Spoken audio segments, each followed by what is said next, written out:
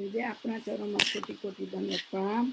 आप परम पूज्य 108 गोस्वामी मनोज कुमार जी महाराज मोटा मंदिर मुंबई खाते बिराजो छो। आप श्री वैष्णव पुष्टि मार्गना चेतना जगाड़वा माटे अनेक प्रवृत्तिओं संकળાયેલા છો।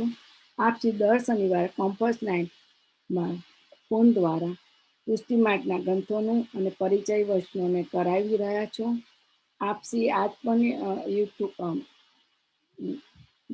ग्रंथो आपसी आज पण 16 ગ્રંથમાંથી કયો ગ્રંથ ચાલે છે મને નથી ખબર છે જયશ્રી હું બેસતી વિવેક ગેરાજ હા વિવેક ચાલી રહ્યો છે અને ઘણા બધા વૈષ્ણવ આવા ટાઈમને લીધે અમે અમેરિકાના લીધે ઘણા બેસે છે ટાઈમમાં કોઈ વાર બેસીને કોઈ વાર નથી બેસતી જે જયશ્રી આપસી યુટ્યુબ ચેનલ દ્વારા હવેલી કીર્તન શિક્ષણ આપો છો। આપ શ્રી અઠવાડિયામાં 2 વાર હવેલી સંગીત તથા પુષ્ટિ માર્ગના ગ્રંથોનું શિક્ષણ આપી રહ્યા છો અને આપ શ્રીનો વૈષ્ણવ વધુ સમય ના લે પ્રાર્થના વચનામૃત પૂછતો શ્રી વલ્લભાતી સખી જય।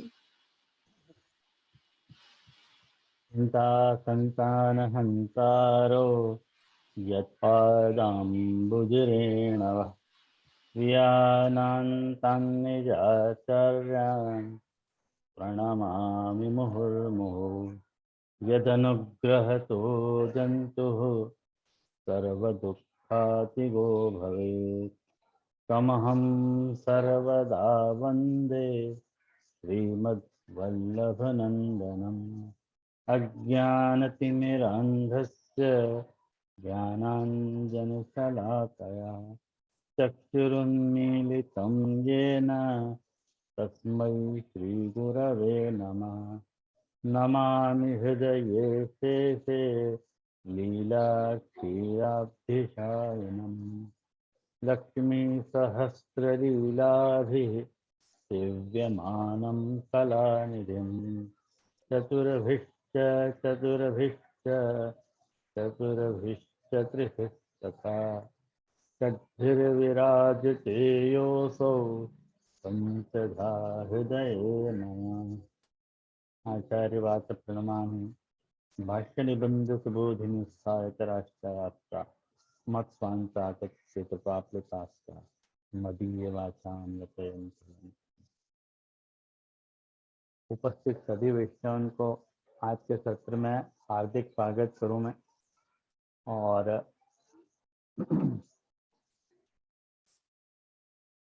वैसे आज के सत्र में आप लोगों को स्मिता बेन ने राजस प्रकरण को कोई चार्ट भिजवायो आप सबन को? आपको कोई ग्रुप नहीं है? हाँ हमारा ग्रुप है ना जय श्री कृष्ण ग्रुप में सब में मैंने 2 ग्रुप है इसमें दे दिया। आपका ग्रुप में भी मैंने दे। हाँ पण स्मिता बेन एक काम करो ने हाँ ए तमारा ग्रुप में मने पण जॉइन करी ल्यो ने। ओके ओके जय बहु वल्लभ છે મારા ગ્રુપમાં આપ પણ આ બિરાજો। हाँ तो એવું છે કે કોઈ મારે વાત કેવી હોય તો તરત જ ત્યાં જ ખુલાસો કરી દેવાય કારણ કે અત્યારે 1 કલાકના લિમિટેડ કાલમાં કેટલી વસ્તુઓનો ખુલાસો કરી શકાય। ઓકે પણ મારું 2 ગ્રુપ છે જે હવે તમે મને જેમાં જોડો એમાં જોડાઈ જઈશ। ઓકે તમારા હાથમાં છે। ના મારા ના ના બધું તમારા હાથમાં। મારા હાથમાં કઈ નહીં જે આપ શ્રી કહો એમ આમ તો હુકમ એટલે તમને જ્યાં યોગ્ય લાગે એટલે જ્યાં એટલે મારો મુખ્ય પ્રયોજન છે કે જે વસ્તુ હું શીખવી રહ્યો છું એ વસ્તુ શીખવતા પહેલા જે હું સમજાવવા માંગી રહ્યો છું એ વસ્તુ પોતાની પાસે તમારી નજર સામે હોવી જોઈએ તો તમને વસ્તુ બરોબર ખ્યાલ આવે। એટલે હું શું સમજાઈ રહ્યો છું શું કહી રહ્યો છું એ બધું તમને ખ્યાલમાં આવે એટલા માટે મેં તમને વાત કરી તો તેમાં તમને જેમાં જોઈન્ટ યોગ્ય લાગે। આપને હું અહીં સાઈડમાં મૂકું મારા ફોનથી આપને તો આપ સમજાઈ શકો એવું કરવું છે? કેમ નહીં?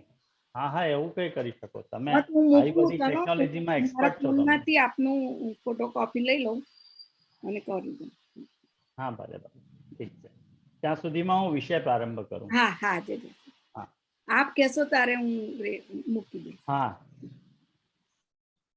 आप सब वैष्णवन को मैं हार्दिक स्वागत करूं एक बार फिर। और आज श्री गोसाई जी के परम अनुग्रह से आज अपन नाम रत्नाकर स्तोत्र को 30वां नाम सर्वशास्त्र विदग्गणी, ये नाम देख रहे हैं।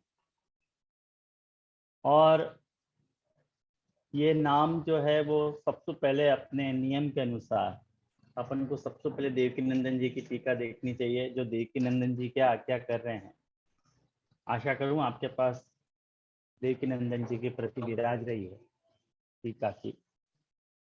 और वहां में आप देखो सर्वशास्त्र विदग्गणी को अर्थ कि देवकीनंदन जी ऐसे करना चाह रहे हैं कि सब शास्त्रन के अग्रणी, अग्रणी मतलब सब शास्त्रन को जानने वाला। वाको विवरण में देवकीनंदन जी ऐसी आज्ञा करें कि सर्वे च ते शास्त्र विदाः, जितने भी शास्त्र हैं उन सारे शास्त्रन को जानने वाले श्री प्रभुचरण, श्री गोसाई जी, श्री विठ्ठलनाथ जी।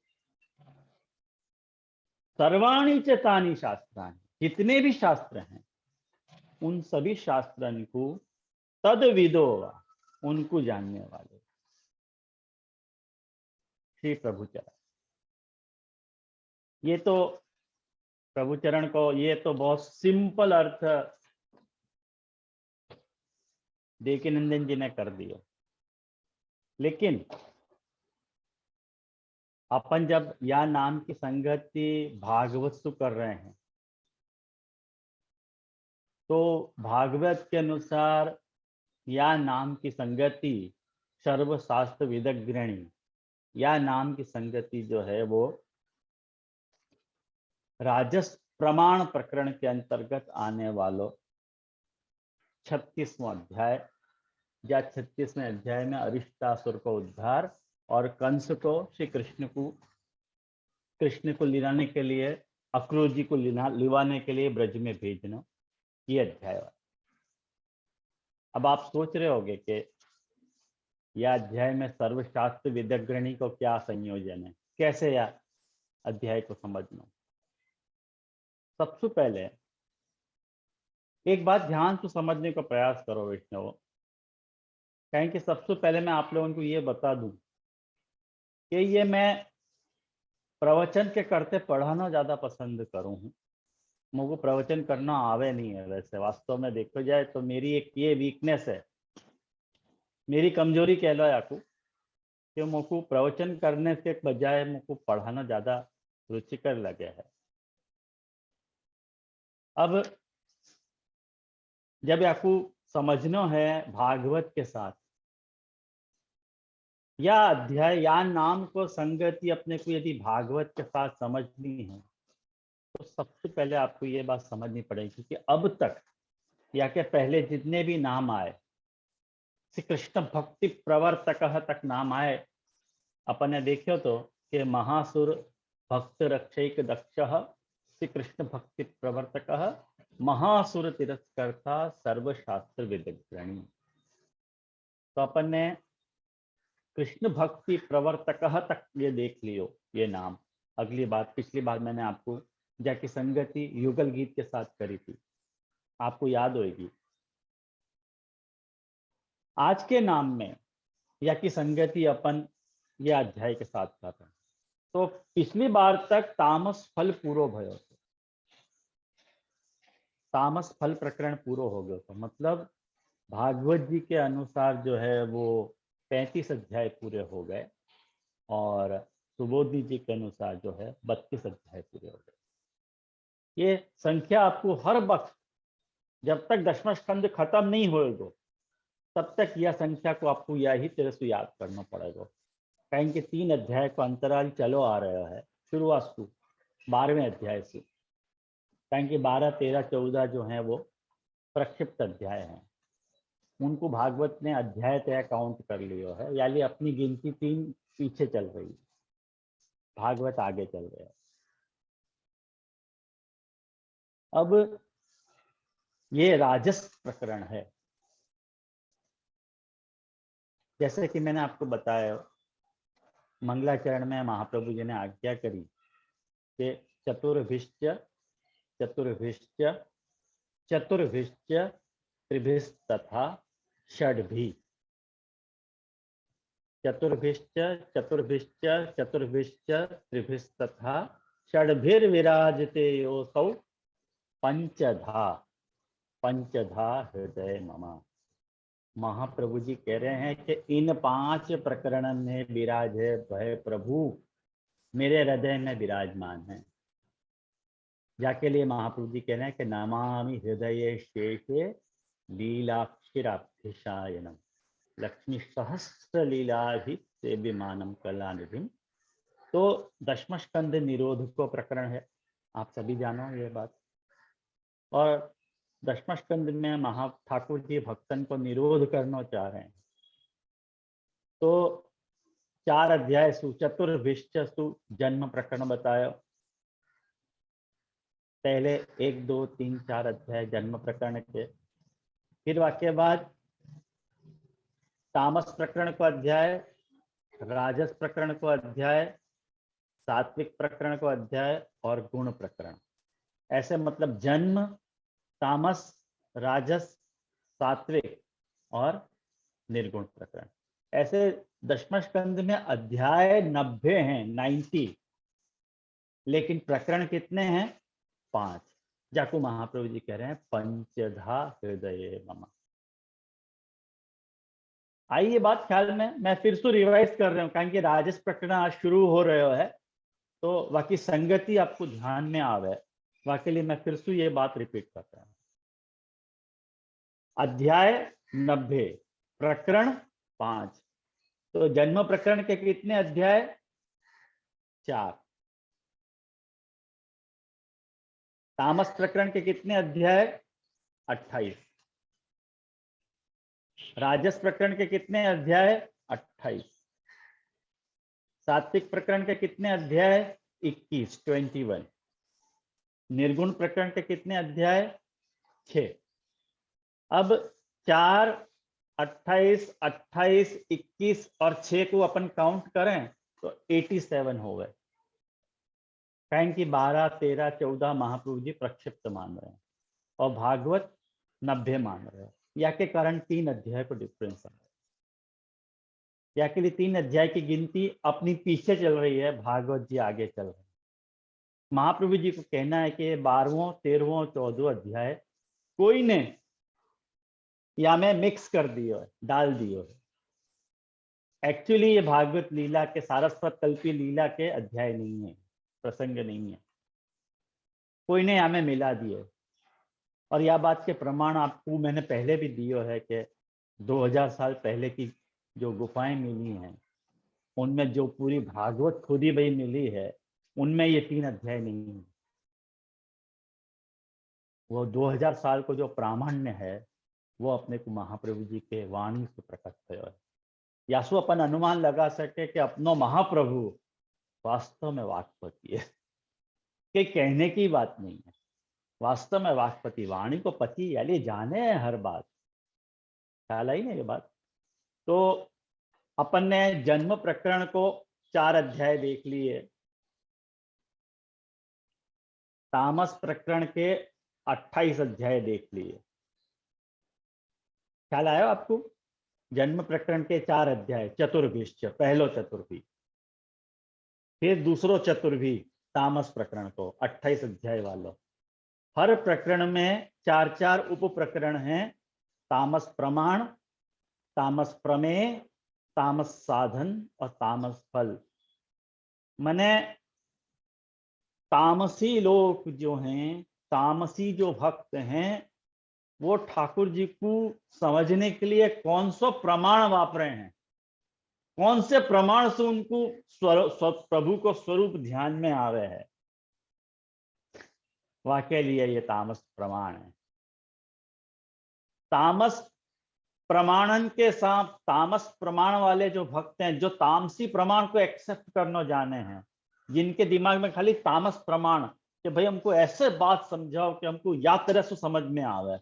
यानी ठाकुर जी ने सारी तामसी लीलाएं करी जो हैं, वो कंस वो पूतना मार दी, न तृणावर्त को उद्धार कर दियो, ये सब सारी बकासुर को उद्धार कर दी, ये सारी तामस लीलाएं देखो आप। और अपनो प्रमाण प्रस्तुत कियो कि भाई मोको पहचानो मैं कौन हूं।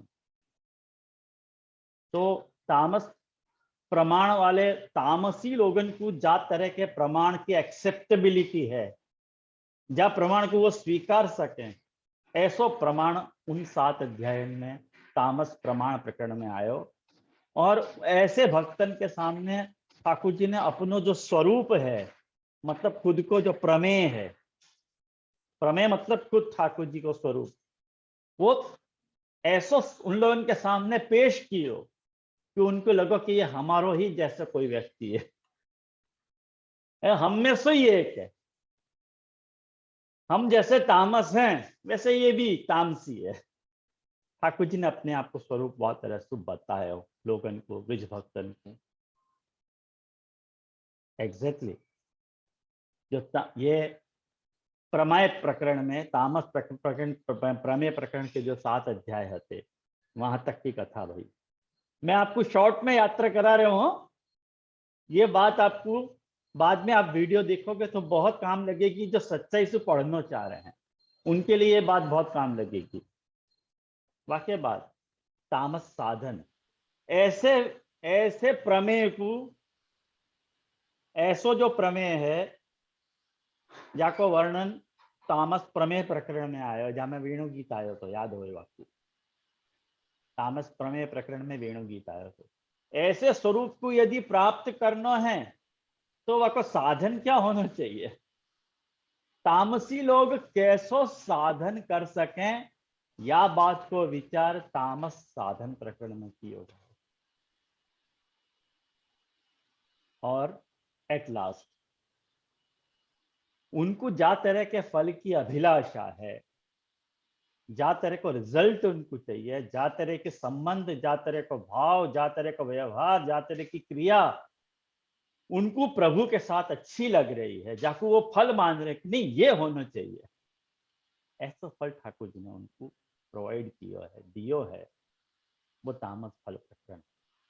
तो 4 अध्याय सुजन्म प्रकरण आयो, 4 अध्याय सुजन्म प्रकरण आयो कि तामस प्रकरण के 28 अध्याय में सु तामस प्रमाण, प्रमेय, साधन और फल ये देखे अपन ने, और प्लस 3 अध्याय, तो अध्याय की संख्या जो है वो 32 तक पहुंची। ख्याल में आया ना आप लोगों को ये पूरी व्यवस्था क्या ढंग की है। आज चतुर्भिश्च चतुर्भिश्च चतुर्भिश्च, तीसरो जो चतुर्भी है वाको व्याख्यान आज शुरू हो रहे हैं। राजस ब्रज में 3 प्रकार के 3 स्वभाव वाले जीव हैं, तामस स्वभाव, राजस स्वभाव और सात्विक स्वभाव। 3 स्वभाव वाले जीव ब्रज में हैं। उन भक्तन को निरोध करना है, उनको सर्वात्म भाव मतलब उनको भक्ति सिद्ध करवानी है। तो तामसन को राजस में कल्मिनेट करने हैं, राजसन को सात्विक में कल्मिनेट करने हैं, और सात्विकन को निर्गुण बनाने हैं। जो अल्टीमेट गोल है, जो अपने को जहां पहुंचना है, वो है निर्गुण अवस्था। आया ना ध्यान में आप लोगों को, वो निर्गुण अवस्था है, अपने को निर्गुण बनना है। कहें कि महाप्रभु जी जा वचन को लेके चले हैं कि अस्मत् प्रतिपादितम तु नैर्गुण्यम, हम जा भक्ति को प्रस्तावित कर रहे हैं, हम जा भक्ति को प्रपोज कर रहे हैं, वो हमारी सात्विक भक्ति नहीं है, तामस भक्ति नहीं है, राजस भक्ति नहीं है, हमारी भक्ति निर्गुण भक्ति है। हाल में आयो ना, निर्गुण भक्ति, तामस राजस सात्विक भक्ति नहीं है। यानी ये भक्ति भी निर्गुण है और भक्त भी निर्गुण होना चाहिए, करके भक्त को तामस राजस सात्विक को निर्गुण बनाए जाने की जो प्रोसेस है, वो प्रोसेस 8 दशम स्कंद है। ये मैं बहुत ही ब्रॉड लेवल पे आपको 8 दशम स्कंद की व्यवस्था समझा रहा हूं, और क्या व्यवस्था को बार बार सुनते रहने से जो भागवत को जो विषय है वो ग्राह्य बने। या कोई एक बार सुन लोगे और कहोगे कि हमको आ गया समझ में, ये विषय हाथ में नहीं आएगा। इनको बार बार आवर्तन करते रहना पड़ेगा। यानी ये देखो, मुहुर्मुहु अहो रसिका भुवि भाव का, शुरुआत में धर्म प्रोज्झित कैतवो अत्र परमो निर्मत्सराणाम सताम वेद्यम वास्तवमत्र वस्तु शिवदम तापत्रयोन्मूलनम। ये भागवत के मंगलाचरण में ये बात भागवतकार कह रहे हैं कि या में प्रोज्झित कैतव धर्म है, ख्याल में आयो ना, या में से कपट रहित धर्म यहाँ भागवत में बताया गया है, जो निर्मत्सराणाम सताम, जो सत्पुरुषन को निर्मत्सर करे है। और वेद्यम वास्तवम अत्र, यही जीव तो वास्तव में जानने लायक है। क्यों जानने लायक है? तो कह रहे हैं कि ये शिवदम है। शिवदम मतलब शिव को देने वाली, कल्याण को देने वाली। और तापत्रयोन्मूलनम, तापत्रय को उन्मूलन करे, वाको निकाल के फेंक दे। अपने जो त्रिविध ताप है ना, उनको ये भागवत संहिता निकाल के फेंक दे। ऐसा या भागवत को महात्म्य है वैष्णव। तो ये राजस प्रकरण का प्रारंभ आज है। बाकी भूमिका के रूप में मैंने आपको ये बात समझाई ताकि विषय आपको हाथ में आ जाए। अब आप स्मिता बेन, वो आप अगर चार्ट ओपन कर सको तो कर दो भले।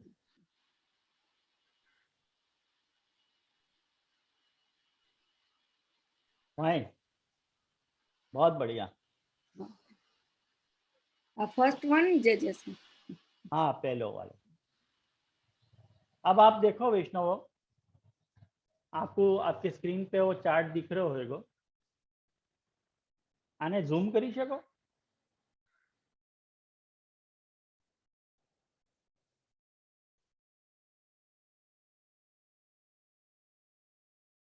हाँ बस बस चाल से बस बस बस વધારે તે दिखाશે नहीं कोई नहीं।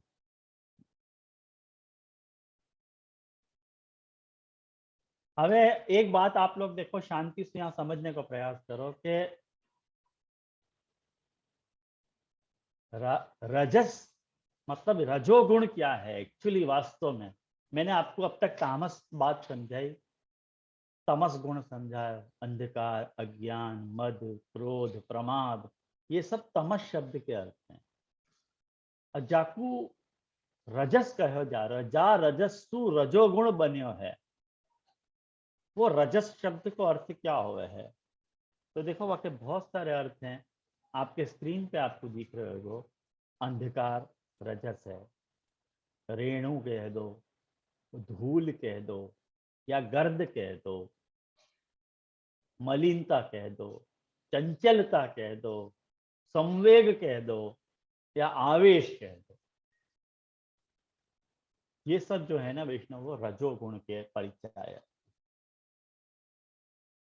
आपको यदि रजोगुण के बारे में और भी डिटेल चाहिए तो मैं आपको रिकमेंड करूंगा, भगवत गीता को 14वां अध्याय जो है वो आप लोग देखोगे तो बहुत बढ़िया ठाकुर जी ने भी आपको समझाया है। और याकू भागवतकार भी बहुत सुंदर समझा रहे हैं। और यदि आपके पास भागवत जी विराज रही है तो आप आपको देख सको हो कि ये एकादश स्कंध के 25वें अध्याय को 17वां श्लोक है, 11, 25, 17, जहाँ में भागवतकार जो है वो ये रजस गुण के बारे में, राजस गुण के बारे में समझा रहे हैं।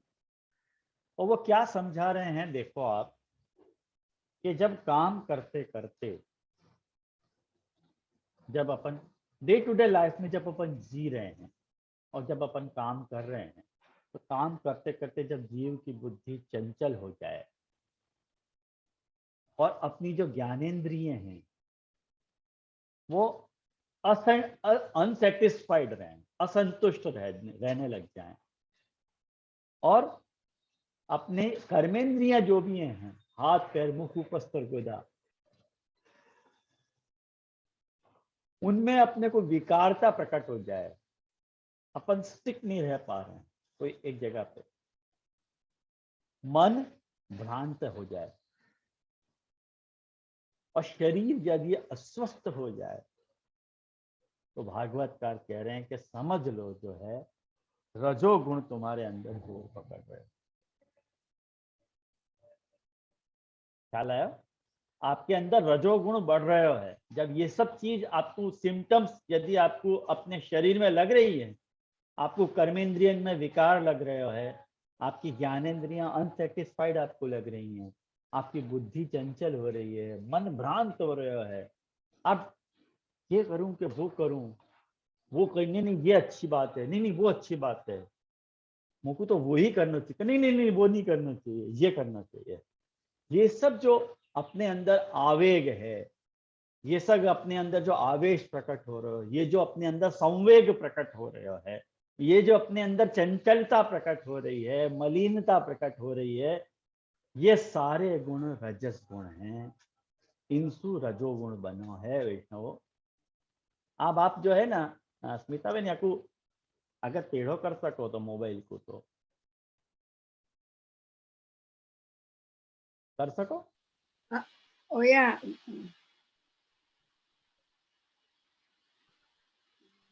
એટલે આમ વાંકું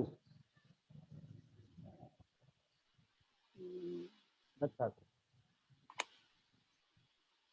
કઈ વાંધો નહીં, કઈ વાંધો નહીં, કરું છું પણ જવા દો. નથી થતું.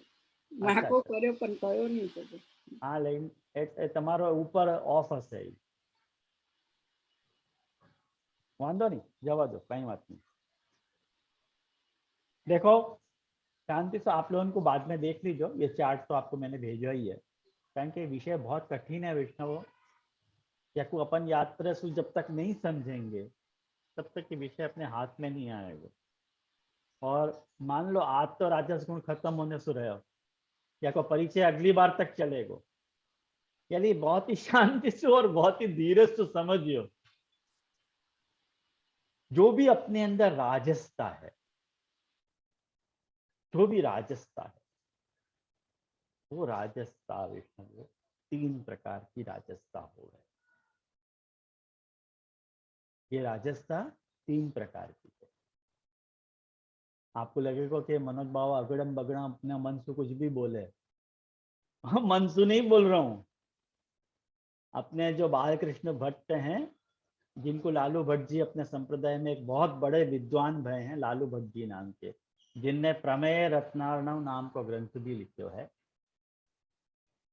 उन लालू भट्ट जी ने राजस गुण की यात्रस व्याख्यान की है, उनने तामस की व्याख्यान करो है। तामस गुण ऐसे 3 प्रकार को होवे। तो जब तामस गुण 3 प्रकार को होवे तो अपने को ऊ कर लेना चाहिए कि राजस गुण भी 3 प्रकार को होवे। जैसे तामस गुण 3 प्रकार को हो सके है, जैसे राजस गुण क्यों 3 प्रकार को नहीं हो सके है, हो सके। और वो 3 प्रकार को राजस बनो क्या है, स्क्रीन पे आप लोग जूम करके देखियो बाद में। पहलो, अविहित भक्ति रस को अनुभव करने के लिए जो साधन रूप राजसत्व। अब आपको यहाँ में सारी बातें बम पर गई होंगी। अविहित क्या है और भक्ति रस क्या है और अनुभव क्या है।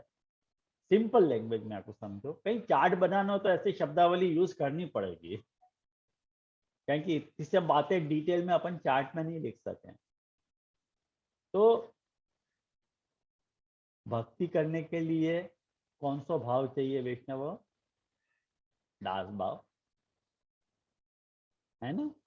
और वो दास भाव में, दास भाव के अलावा यदि आपके अंदर कोई राजस भाव है ठाकुर जी के साथ, मतलब भक्ति भाव दास भाव नहीं है, कुछ अलग प्रकार का भाव ठाकुर जी के साथ है, सखापने को, ठाकुर जी को दोस्त समझने को, मित्र समझने को, अपनों लंगोटिया यार समझने को, जाके अपन कंधा पे हाथ रख सकें, या तरह को जो भाव है और या तरह को जो व्यवहार है प्रभु के साथ, वह को शास्त्र अलाउ थोड़ी कर रहे हैं।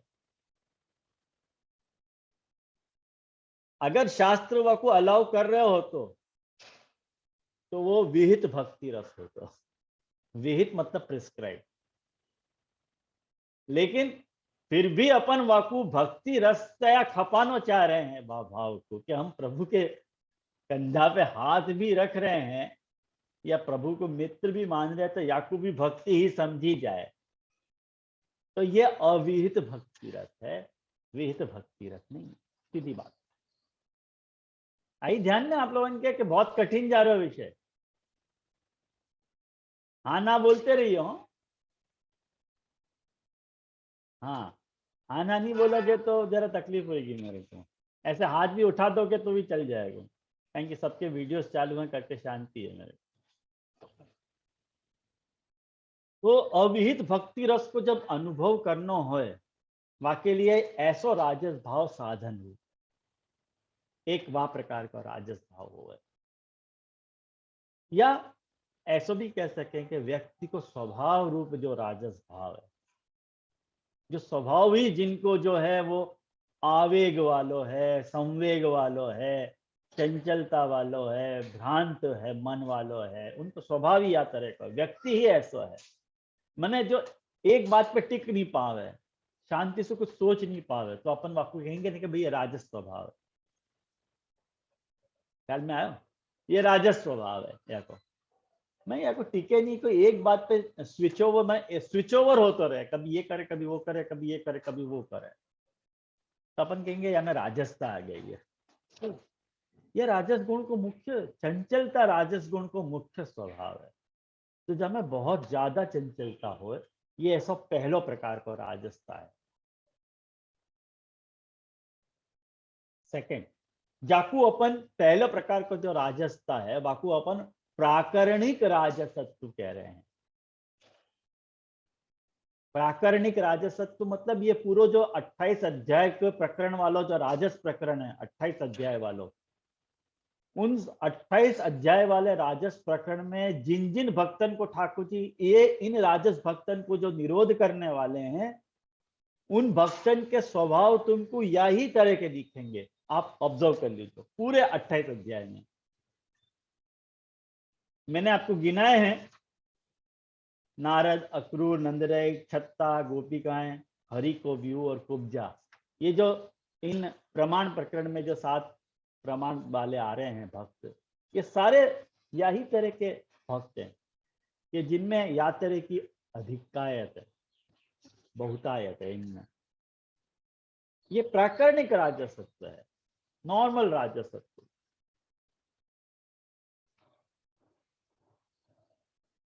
दूसरो राजस, दूसरी राजसता जो अपने में आवे होवे है, वाकू श्री लालू भट्ट जी ने या तरह से बताया है कि मनोवस्था विशेष रूप।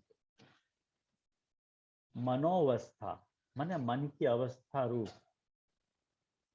एक विशेष राजस भाव अपने में पैदा हो गए। हर वक्त राजस नहीं रह गए, वो सात्विक भाव से मिक्स रह रहे हैं, कभी वो तामस भाव से मिक्स रह रहे हैं। मनुष्य क्या है, इन 3 गुणन को खिचड़ाई तो है। सात्विक राजस तामस गुणन को ये जो मिश्रण यदि बना दिया जाए वो मनुष्य है। कभी हमें सात्विक गुण उछल के आवे ऊपर, कभी राजस गुण उछल के आवे। जैसे अभी अपन सबन में सात्विक गुण बहुत उछल के आ रहे हैं, क्योंकि अभी अपन भक्ति रस जुड़े हुए हैं, लेकिन फिर भी राजसता अपने को उछाल मार रही है। अपन यहाँ देख ले रहे वहां का हो रहा है, अपने बार बार ध्यान सब जगह जा रहा है कि नहीं। आप सब लोग अपने मन में नोटिस करो कि तुम्हारा ध्यान विषय में है कि यहाँ वहां जा रहे हो। कभी यहाँ भी देख रहे हो, कभी वहां भी देख रहे हो, कभी बुलाओ तो यहाँ देख के तुरंत यहाँ देख लियो। ये राजसता है। ये राजसता है। देखो तुरंत हाथ कंगन को आरसी क्या, तुरंत अपन यहाँ देख के यहाँ देख लें, कोई अपन को सोच रहे कि अपन को कोई देखे नहीं, लेकिन सब नोटिस हो जावे ना। ये सब बात है, ये राजसता का गुण है। तो ये धर्म विशेष या मनोअवस्था विशेष रूप जो प्रासंगिक राजसत्व, या को अपन प्रासंगिक राजसत्व कह रहे हैं। ये जो दूसरा आपको स्क्रीन पे दिख रहा है वो आयो ध्यान में। पहले वालों जो राजसता आती वाको अपन प्राकरणिक राजसता कह रहे हैं। तो ये जो दूसरों वालों जो राजसपन है अपने अंदर, वाको अपन प्रासंगिक राजस कह रहे हैं। मैंने कभी सात्विक भाव उत्पन्न होके राजस सात्विक आ गयो, कभी तामस राजस आ गयो, कभी सात्विक राजस आ गयो, कभी राजस राजस भाव अपने अंदर जोर पकड़ गयो, वह तरह से। जो तीसरो है, जाको अपन यादृच्छिक राजसत्व कह रहे हैं।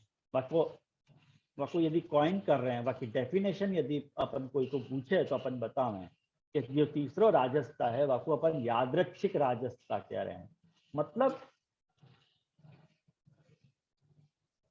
ठाकुर जी की माया के द्वारा प्रकट हो तो भयो। हाँ याको, हाँ करो, आप एक्सपांड करो तो हो जाएगा। हाँ और करो, थोड़ा लेफ्ट करो, शायद दिखेगा बराबर स्क्रीन पे। नहीं नहीं, लेफ्ट नहीं, राइट राइट राइट राइट। हाँ,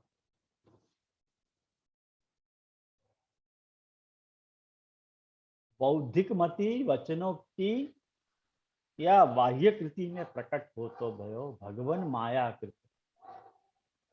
भाई ठाकुर जी अपने को राजस भक्त त्या सिलेक्ट कर रहे हैं। मान लो अपने में जो भी राजसता है, एक अपनी स्वाभाविक राजसता है जाको अपन प्राकरणिक कह रहे हैं, एक अपने में प्रसंग के कारण प्रकट होती राजसता है, और एक तीसरी राजसता अपने अंदर कैसी है, जो ठाकुर जी अपने में इम्प्लांट कर रहे हैं। ठाकुर जी अपने को बना रहे कि नहीं, मुको याकू राजस बनाना है, मुको याकू सात्विक बनाना है लीला के लिए, मुको याकू तामस बनाना है। ख्याल में आयो ना? जैसे एक बात समझो, अपने यहाँ खंड पे जो खिलौना ही जमे ना, वो सात्विक राजस तामस भाव से तो जम रहे हैं। पहले खंड पे गाय आवे ठाकुर जी को, गाय पोपट, ये देखो सात्विक है। तीसरे पे मोर घोड़ा वगैरह आवे, ये राजस है।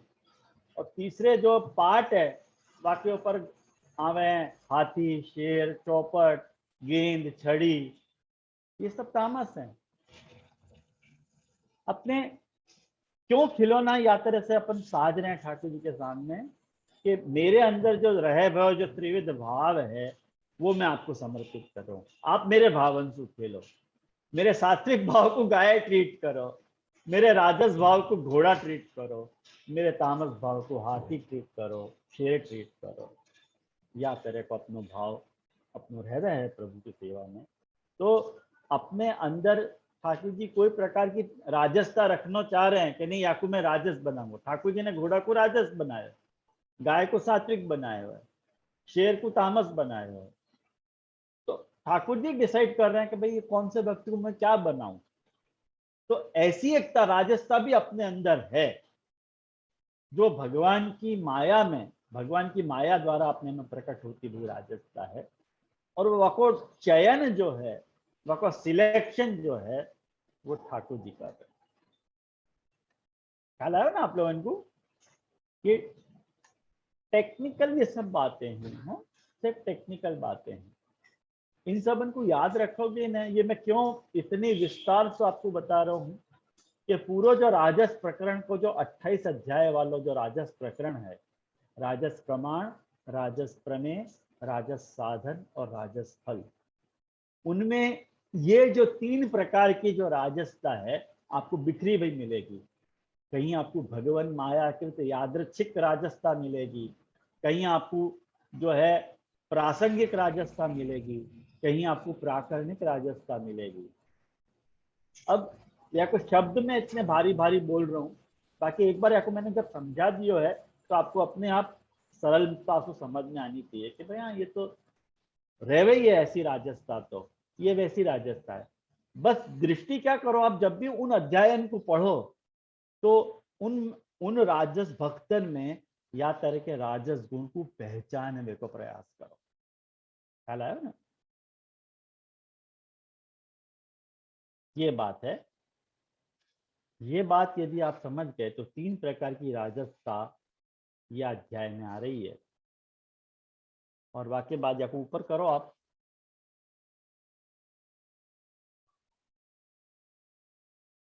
हाँ ऊपर करो, नेक्स्ट पेज पे। नेक्स्ट पेज करूँ जे? हाँ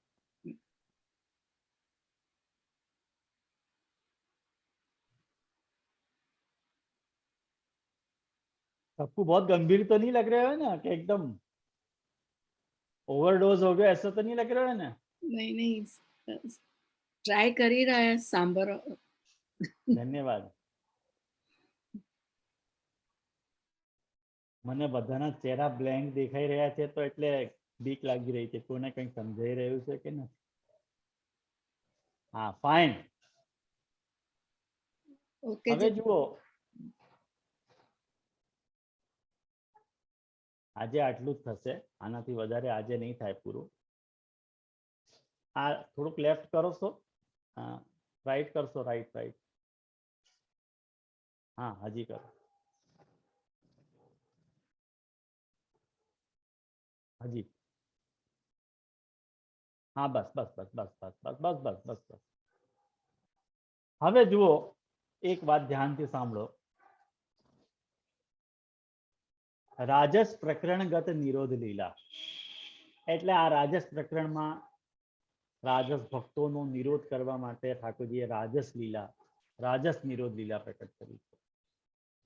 अब ठाकुर जी राजस भक्तन को निरोध करना चाह रहे हैं, तो निरोध पद जो है, जब भी अपन कहें निरोध,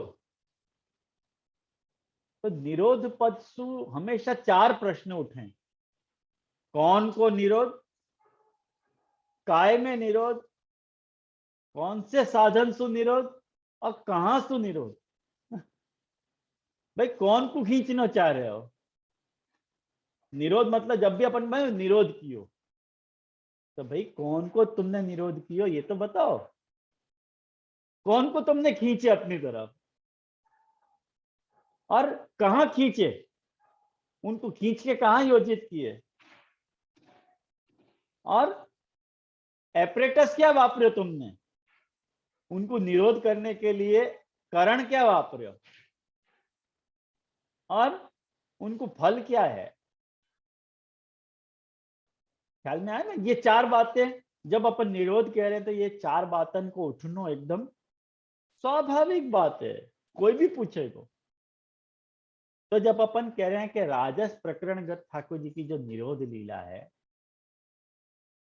वह लीला में यदि अपन ये प्रश्न उठावे कि भाई या निरोध लीला में ठाकुर जी कौन को निरोध कर रहे हैं, तो मथुरा स्थित राजस भक्तन को, जो मथुरा में जो यादव है, उन भक्तन को ठाकुर जी यहाँ निरोध कर रहे हैं. राजस भक्तन को निरोध. ब्रज के भक्तन को जब ठाकुर जी ने निरोध किया तो वो तामस प्रकरण होता.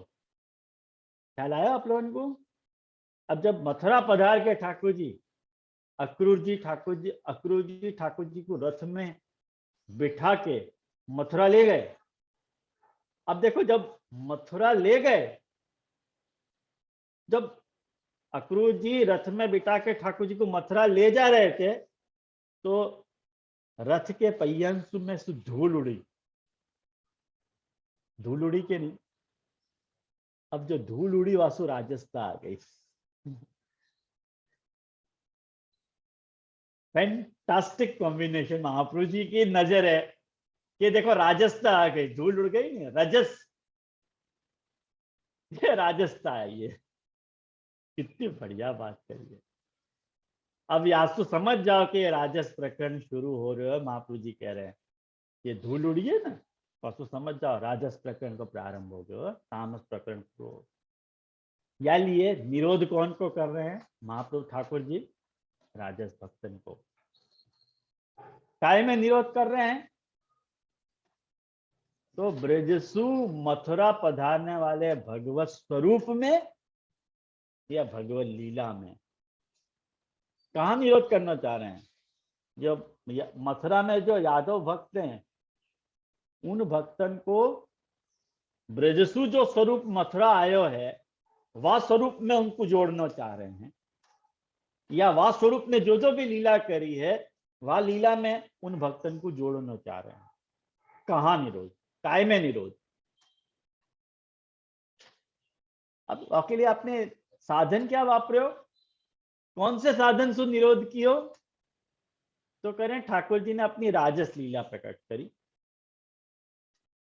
अपनी राजस लीला, પોતાની राजस લીલાઓ થકી, આયો ધ્યાન में, પોતાની राजस લીલાઓ થકી નિરોધ કર્યો છે, સાધનની વાપર્યું છે ઠાકોરજી। ક્યાંથી નિરોધ કર્યું, ક્યાંથી છોડાવીને લાવ્યા તમને? तो कह रहे हैं प्रापंचिक विषय से, प्रापंचिक जो भी विषय हैं उनसे तुमको छुड़ा दियो, और ठाकुर जी की जो भी राजस लीला है वहां तुमको जोड़ दियो। कौन ने जोड़ो? मथुरासु पधारे भय ठाकुर जी ने। कैसे जोड़ो? अपनी लीला के द्वारा। कहां कहां जोड़ो, कहां से निरोध कियो तुम्हारो, कहां से छुड़ायो? प्रपंच से। ये पूरा पिक्चर है राजस प्रकरण को। तो मैं सोचूं आज को विषय अपन ये विषय नहीं रखते हैं, क्योंकि अपना पौना घंटा हो गया है। तो एक मिनट एक्चुअली वास्तव में 45 मिनट्स जो है एक लेक्चर के लिए बहुत है, विषय को धारण करने के लिए। आज जितनी भी बात बताई आपको, सबको आप नोट डाउन करके भागवत होमवर्क के तौर पे मैं आपको रिकमेंड करूंगा कि ये जो मैंने चार्ट बताया हुआ है, आपको चार्ट भिजवाया है, वह चार्ट को सामने रखो और भागवत के अध्याय को, मतलब भागवत के जो 36 से लेके जो 42 अध्याय हैं, 7 अध्याय, 7 दिन को समय है। अपने 7 तारीख को फिर अपन मिल रहे हैं, 7 तारीख को फिर अपनी क्लास है, बाकी बाद सीधी अपनी क्लास 28 तारीख को आएगी। तो ये 7 तारीख को, मतलब आप लोगों को 6 होगी शायद, आप लोगों की 6 जनवरी होगी, मेरे हिसाब से 7 है। तो आप लोग जो है 6 तारीख को अपन वापस मिल ही रहे हैं। तो आप जो है वापस जो है इन 7 दिनों में इन 7 अध्याय को एक एक दिन एक एक अध्याय भी बांचोगे ना, तो बहुत सारी बात आपको मेरे बिना समझाए समझ में आ जाएगी। मुझको इतनी डिटेल में समझाने के लिए मेहनत नहीं करनी पड़ेगी। ख्याल में आया आप लोगों को? तो ये सब बातें आप लोग ध्यान से पढ़ियो। होमवर्क के तौर पे मैं आपको रिकमेंड करूंगा कि जरूर आपको पढ़नी है, यदि आपको पढ़ना है तो। बाकी प्रवचन सुनना हो तो भले आनंद लो, कोई बात नहीं है। तो आज अपन यहाँ रखें और सर्वशास्त्र विदग्रणी को, गोसाई जी को बहुत सुंदर है,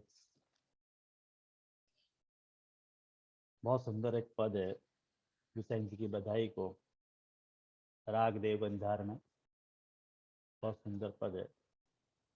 अब के द्विजवर वह सुख दीनो, तब के नंद यशोदा नंदन वह हरि आनंद कीनो, तब कीनो गोपाल स्वरूप अब वेद स्मृति दृढ़ चीनो, शीत स्वामी गिरधरन शिव भक्ति सुधार से लीनो।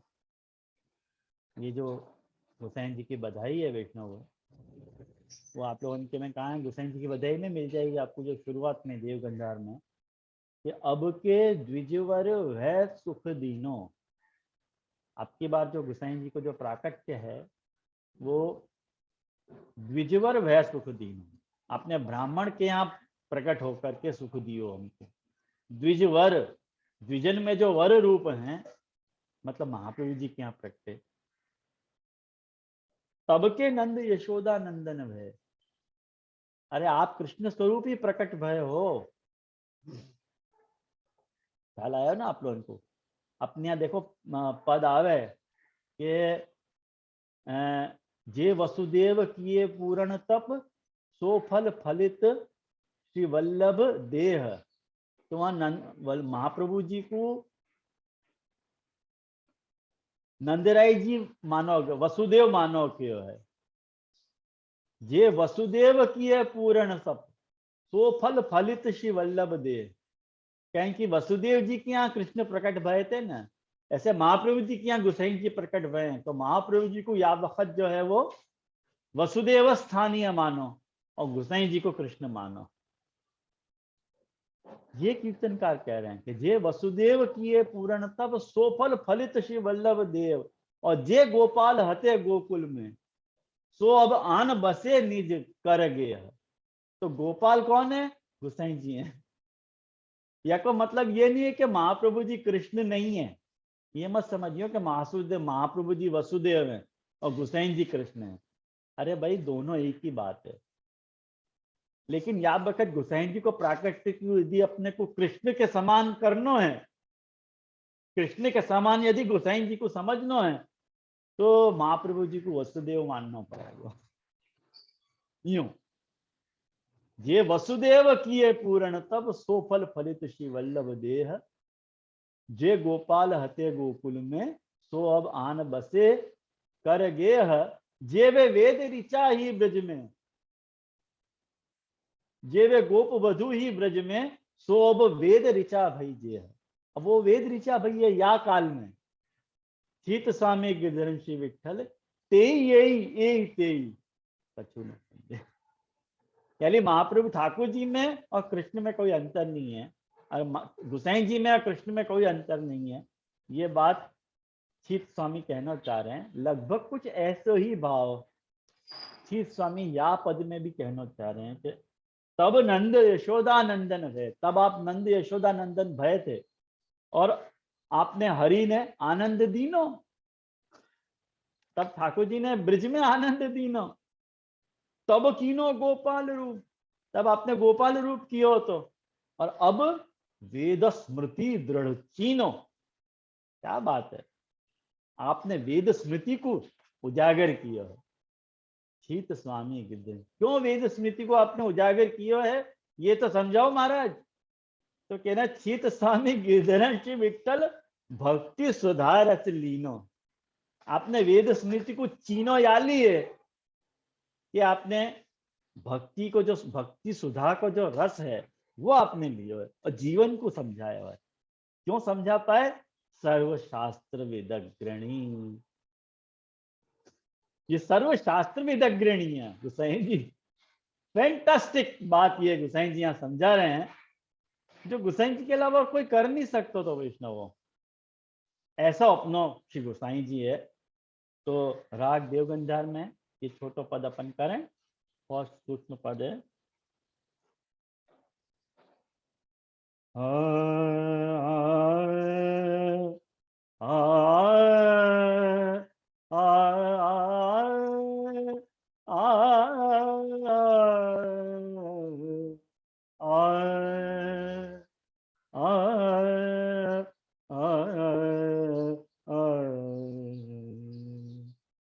द्विजवर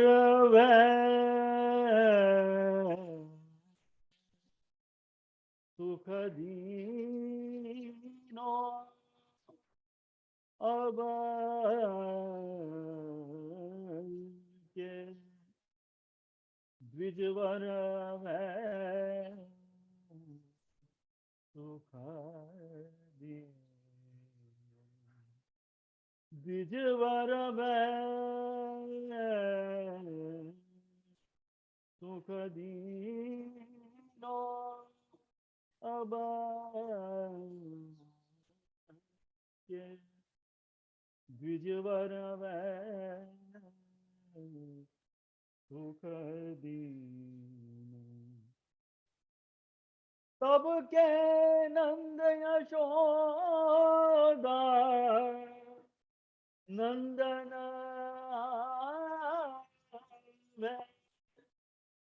हरियानंद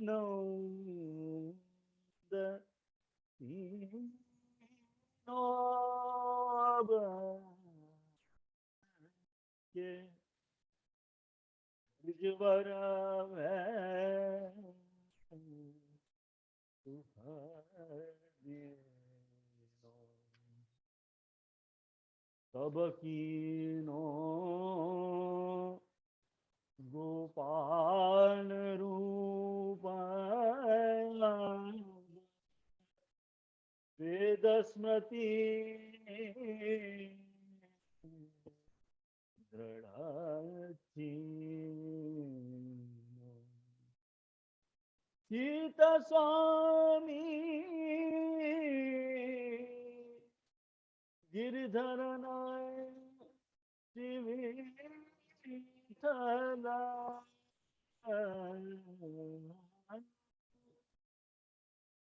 ભક્તિ સુધા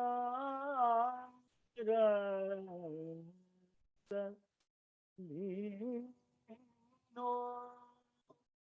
અબકે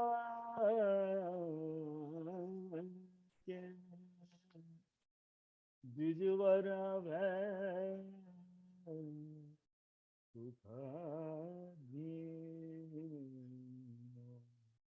દ્વિજવર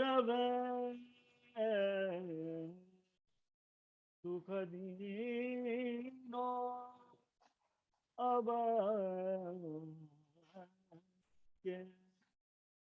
દ્વિજવર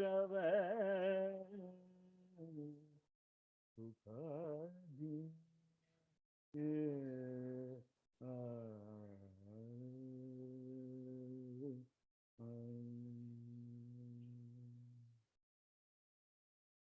सबन मेरे कर जय भगवत स्मरण।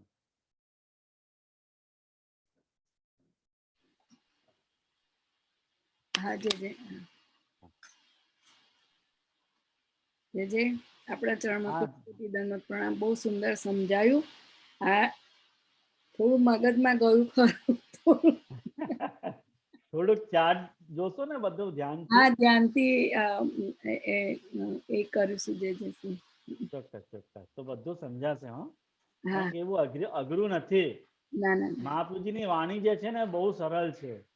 બસ આવશ્યકતા છે મહાપ્રભુજીની વાણીને ધ્યાનથી જોવાની, વિચારવાની અને સમજવાની. હા જય જય. ધ્યાનથી તમે વિચાર કરશો તો કેમ નહીં સમજાય બધું. મહાપ્રભુજી આપણા માટે તો બધું લખીને ગયા છીએ અને આપણે જો પ્રયાસ ન કરીએ તો. તો તમે આ ના જો પહેલું સમજાયું ને એ થોડુંક મારામાં બહુ ખ્યાલ ના આવ્યો બિગિનિંગમાં, પછી ખ્યાલ આવ્યો ધીમે ધીમે. જો એક વાત કહું, આપણે થાળી પરોસી દઈએ, કોઈની થાળી પરોસી દઈએ, પણ ખવડાવવા જેવી વસ્તુ આપણે ખવડાવી શકીએ, પણ ન ખવડાવવા જેવી તો ચાવવું તો આપણે ખવડાવીએ દઈએ ચાલો, પણ ચાવવું તો આપણને જ પડશે ને. એટલે એ થોડું નંબરનું ચાવવું તો પડશે જ. એ તો કોઈ બીજો તમારા લીધે તમારા વચ્ચે ચાવી નહીં શકે ને. બસ એ વાત ખ્યાલ રાખવી. આટલું જે છે મહાપ્રભુજીની કૃપાથી આપણને પ્રાપ્ત થયું છે અને હું એ તમને બધાની સાથે શેર કરું છું કે મારો પ્રયોજન એ છે કે મહાપ્રભુજીની વાણી જે છે બધાની સાથે બધાને સુલભ થાય. બસ એ મારો મુખ્ય પ્રયોજન છે. ચલો આટલો કહીને અહીંયા વિરામ લઉં. સાથે આવતા શુક્રવારે ચોક્કસ પાછું મળીએ. બધાને મારા હૃદય જય શ્રી કૃષ્ણ. વૈષ્ણવને ખોલું આપ આજ્ઞા કરતો. અચ્છા હા, કોઈ પૂછ્યું કે? હા ખોલી દો. હા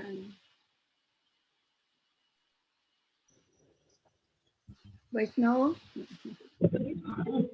जय जय पुष्पावती प्रणाम, जय जय दंडवत प्रणाम, जय जय आप श्रीनाथ चरणों में कोटि कोटि दंडवत प्रणाम। दंडवत प्रणाम। बहुत सरस सुंदर दंडवत प्रणाम। दंडवत प्रणाम दंडवत प्रणाम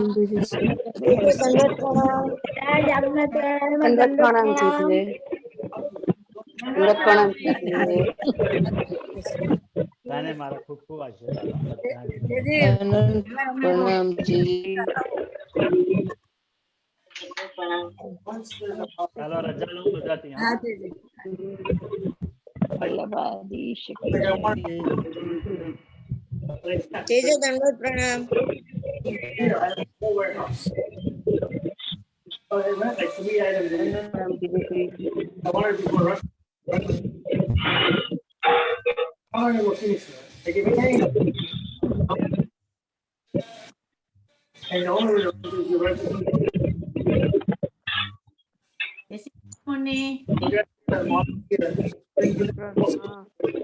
सर्व वैष्णव ने जय श्री कृष्ण, हरे विष्णु जय श्री कृष्ण। जय श्री कृष्ण।